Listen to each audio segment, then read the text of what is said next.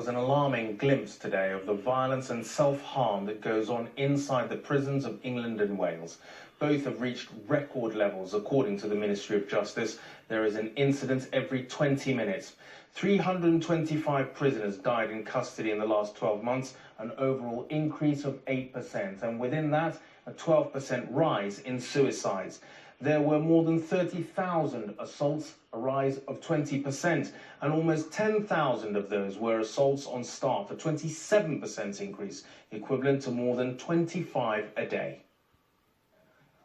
In the laundry at Liverpool prison, inmates rendered paralytic by the so-called zombie drug Spice.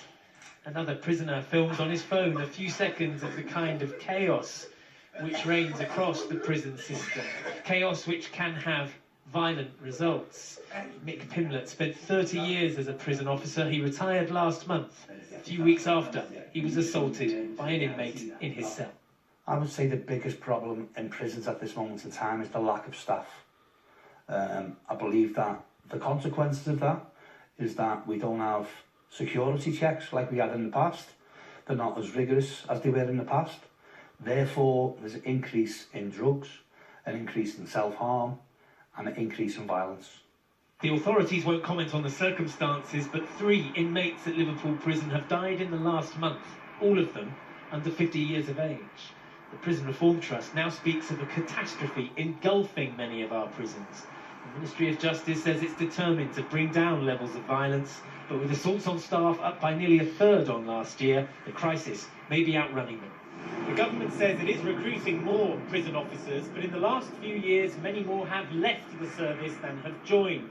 Now, a jail can be a frightening and intimidating place to work. So when potentially violent problems arise, you need staff members with the confidence and the know-how that only experience can bring. So you've got this fella that's been on the wing now for 3 or 4 months. You've got a new officer coming in who's shadowing this officer that's been working for 4 months, and he just hasn't got a clue. Darren Gee spent 12 years in prisons across England. He paints a frightening picture of the modern jail. You ask anyone that's in the prison system right now, and they will tell you 10 years ago, if you went to get your food in the prison system, you'd have a prison officer there, name you're on whatever, they'd give you a meal order. Now, it's prisoners.